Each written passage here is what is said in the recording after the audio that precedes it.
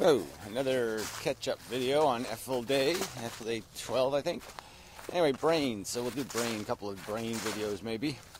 I kind of want to get to the point of, this two-brained idea, this brain that functions as if two. It's just maybe more of a timing issue. Your brain reacts to an initial circumstance and then has a secondary reaction, and then thirdary and fourthary, and we can almost think of these as different kinds of programs: slower, longer, more thoughtful. It's an interesting that we got that one right. More thoughtful. It's more anyway. The more programming versus the less programming.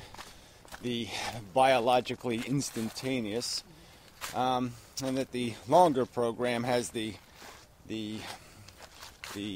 extra stuff to react to, caused by the first initial reflex, which creates our feelings, our initial feelings, which are usually the boldest of the feelings. And then those feelings are nuanced by context and perspective created by our further, deeper reaction. So our brain reacts over time of an impact. I could walk into this tree, boom, there's an initial ooh, ow, ooh, ooh. Then there's context. Okay, I'm not bleeding, I'm not dead. I get some relief, some stress relief. I get some different things, some endorphins, some this, that. Start pumping in. My reaction tones down and winds down into settling into just I still have a reciprocal scratch and a little tear in my skin and a little pain associated with that, but no big deal, blah, blah, blah. And all our impacts in life are like that. I remember the Modern Mystic years ago made a video talking about a mouse trap hitting his fingers. And he described because he did it on purpose in the sense that he was aware that he wanted to do this, and so he waited for some stupid accident to happen. The accident happens, and he lived in it. He really thought about what he's experiencing while he was experiencing. Instead of reacting, he was just slow. He slowed down his reactions and just measured them. And why am I bringing that up? Yeah, I think it's just to illustrate that this is what's going on, is that the event happens, and then there's this process of its winding down. The event winds down and gets perspectivalized, contextualized by our brain, and in most cases, the impact is slowly and subtly reduced. Man, this is not. I really got to work on this fast. Anyway,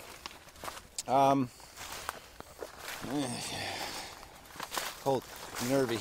Anyway, so I think it's easier to. It's always going to be metaphors, right? It's just goo, so we're not going to explain the goo explicitly. We're going to explain the goo in some other way that attempts to describe function. And I kind of like the simplicity of this idea of two brains, but it's really not two brains. But the idea that one brain is instigating feelings, and one brain is doing what we call thinking, which is also instigating feelings. It's just doing it by a process where the consciousness is aware of some of the mechanics it's using to feel better. But it's all happening subconsciously. This whole construction of this idea in this video is all a subconscious construction. I the witness, me, didn't have much to do with it. It didn't have anything to do with it. It just rose out of me, said, I'm in here. When you turn the camera on, I'll start doing this thing. And I'm like, okay. I'm just, okay, just like you, I'm watching. I'm witnessing my brain producing the video. Producing the sentence structure, composing it, giving it nuance, gesturing, thinking about the camera angles. It's producing the video. And it's not anything inside. There's nothing I can identify It's the goo doing it. It's a program thing, a producer that I don't know. I have nothing to. I don't know whether he has a penis too or not, but whatever. I'm just saying, I have no idea where it comes from. I mean, I understand the creation of my identity, my personality and how I became me. But I mean, the workers that are doing the work, I don't really know them. I mean, it's all this subconscious stuff that's doing all the writing, the scripting, all the background, all the work, really, to get the job done, they're doing. And I'm just sitting here going, well, that's interesting. I'm feeling it, and I'm hearing it as if I'm you in a lot of respects. Like, this is happening, and I'm not making it happen. It's happening in there. Up in there. My hand's cold, so I don't want to use my hand. Anyway, it's down below where it's warm. That's nice. Anyway, can get distracted easily by feelings. Oh man. Yeah, it really is easy to do. Okay, enough of that shit. People around. Yeah, I could always do that. Just do a quickie. Anyway, never mind. Okay, so brain. Yeah, 2 brains. So, yeah, I'm just waiting to get out of the leaves. Really, there. Now I can switch hands, and I can become more intelligent. All right, we're talking about the true brain phenomenon. All right, so we have this instantaneous, we have this biological reaction, more mechanical, crude programming that reacts. So let's think of it as Dumb and Dumber. Okay, yeah, there's one guy called Dumb, and the other guy's called Dumber. We'll just assume that, yeah, Dumber is smarter than Dumb, even though he's called Dumber, or vice versa. It's probably better to do vice versa because that makes more sense literally. But yeah, the initial reactions, the crude reactions, are these feeling things. They don't have thoughts connected to them necessarily, but they can. But they're feelings. They rise up in us, emotional reactions and physical sensations. And they're always being generated by reflexive reactions to the theater that I am. So what I'm seeing, feeling, what I'm seeing, sensing, and what my body is creating as sensations are the theater. So there's those 2 players. There's the world impacting my senses, and there's my biology reflexes creating emotions and, ooh, it's colder than I thought, or ooh, some other kind of thing. And so these are the crude, this is dumber. So Dumber's doing all that kind of stuff all the time. And when I have a thought, like an image of starving kid in Africa, cliche kind of thing, pops into my head. And I'll have an emotion tied to that. Or little sad child in China, live too close to the lead factory. Some other kind of thing. And that's what my brain is doing. It's feeding the reality. It's like cloud seeding, like seeding the cloud for rain. It's seeding it with stuff that will provoke more emotion, because that program has an agenda. And that's the funny part of it. Our programs have agendas. Our programs are like, I have a motivation program that's like, yeah, make videos. And that's all it wants to do. It just wants to make videos. I have another program that's fix car. Wallpaper. I have these different programs that have agendas. And it just kind of depends on which one's, in control at any one minute who I am. Whether I'm video guy or wallpaper guy. But underlying all that is feeling guy, who's, dumber, is still always reacting. And I could have a thought, like a fear thought. I could say, what if, and you know how those what if things go. And you're just like, oh shit, I don't want that to happen. Or you feel kind of doomy, like, ooh, something's going to happen bad. Or you feel very optimistic, like, oh yeah, today's going to be really easy. Those kind of thoughts pop into your head, and you emotionally react to them. And, sometimes they can spiral you out of a bad place, or they can spiral you into a bad place in terms of your overall perspective, because they seed each other. The negative sort of seeds the negative thoughts. So once you go with one negative thought, a bunch of other negative images can follow. And, certainly the inverse can happen, where there's another program inside of you that just says, fix me, fix my psychology. And so it's always just saying, fix Gary, fix Gary, fix Gary. And so it monitors my state, and it says, wait a minute, you're in a bad mood. You have to get out of the bad mood. And so it tries to provoke, hope and wish and optimism to get me to say, okay, I can do this. I can handle it. I'll deal with it. It'll be okay. Tomorrow's another day. Rainbow, unicorn, everything's okay. And so he'll do this kind of bullshit to bullshit me out of my negative bullshit. So it's just bullshitting bullshit, but in the end.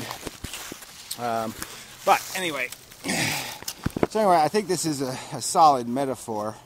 Whether you go with the time idea, that the first reaction is crude and simple, so it's more immediate. The dumber reaction, the emotional reaction, is really visceral, on the surface, core, not thoughtful, just has to do kind of with the mass, kind of the popular opinion kind of thing, the majority of the time this is the appropriate response kind of thing, the habit, lots of words you could use to describe that it's more immediate, less complicated a reaction, more consolidated a reaction, more condensed a reaction. It's like the condensed version, the simple definition, that kind of idea. And then we have this longer programming that's still feeding, it's still chewing. So the first program chews it up into chunks and deals with chunks. And the second program, now let's chew on this a little longer. See what it really is made out of. See if there's any little crunchy bits in there. And it looks for the more complex nuance, because it's doing more elaborate equations and math, logic math, on the circumstance. And so it's going to find connections because it's taking some time. It's running some computer cycles to see if there's something more complicated in the mystery. It's trying to do the Columbo thing. It's looking around at the pieces and trying to add them all up, and that takes time. And so that time, that slower, dumb program, that's the smart one, then it reacts eventually. It probably reacts more than once, but I'm just saying it reacts as it notices something, and then it does some more chewing, and it spits out a bit and says, look at that. And then it'll chew some more. Yeah, look at that. And then the visceral reaction to what you just spit up on the table, and then you have the secondary reaction to what you spit up. So there's all this feedback to all these different programs reacting at different cycle speeds and through different layers of complexity, reacting to the theater of reality and your feeling senses on top of that, your emotional character, whether you're going to rose color it or black color it, the color that your emotions will put on it to identify it as, dark or light, sad or happy, optimistic, pessimistic, scary, inviting. These kind of contrasts will be dictated by the character of the feeling, thrown on top of the image. Whether you're, a comedian can say nigger, and then an asshole can say nigger, and those two are the same word, but because of that context, because of the color of your glasses, you'll understand one to be, oh god, yeah, that's funny, and one to be, oh man, that's depressing. So yeah, that's how your brain's doing it. That's how we're living it, and it's all deterministic programming. Even the initial feeling thing, it feels kind of ambiguous and wishy-washy and blah blah blah, but it's still just bits and bytes. It's still just a reaction, but it's the fact that your brain has to reinterpret it.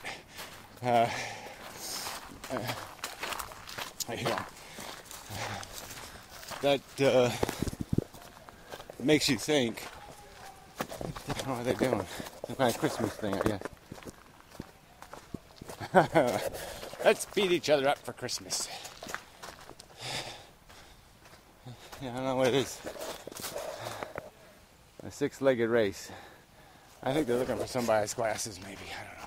I don't know. Anyway, so yeah, that's yeah. So it's all it's very mechanical, but it's like almost like it's automatic, like it's a translator, and what it's doing is it keeps translating the English. And that's what makes it seem ambiguous. Because you say something kind of explicit, mud is muddy. And your brain goes, let's translate that into English. Mud is wet and soupy. And then it says, let's translate that. Soupy is kind of tasty. Whoops, that doesn't work. We're talking about mud. That kind of, it just keeps retranslating what it's perceiving, what it's feeling. And even though it's the same language, it just keeps bending it and perverting it and moving it into some other conversation, into the conversation of context. Yeah, that's probably enough. The point that I want to get to in the end of this. Yeah, that's just all this mechanics, and we're totally gamed by this subconscious programming. These environmentally composed, experientially composed, chemically imposed players that are these programs. And they really are just creating what I call me. So I'm just an expression of all of that stuff back there that I've encountered in my past. I'm not really a something. I'm not a cause. I am definitely an effect. I mean, I am now causing in the world, but I just mean I'm not a first cause. I'm clearly just an effect. And that should give you some perspective on this ego thing, which should be able to give you some idea that, yeah, it is called all kind of just bullshit. You're just being moved and motivated by all these mechanical forces of the environment. There's no you-ness, really. I mean, there's a you-ness. There's no you. Yeah, you should be, with that context in mind, you should be able to tone down your obsession with the idea that we're doing something incredibly interesting when all we're really doing is burning a lot of neural energy, to spin around in a circle. There's nowhere to go. There's nowhere to get. There's nothing to win. You're just chasing the noise your own programs are making. It's like your brain makes a smell, and then the other part of your brain goes out and says, "Where'd that come from?" It's that stupid. It's that contrived. It's a good word, contrived. Maybe I'll title one of these videos "Contrived." Make it relevant somehow. Anyway, damn, my hands are cold. Doesn't seem like that cold, but ooh. Yeah. Alright, I gotta do this wood stacking thing. So until next time.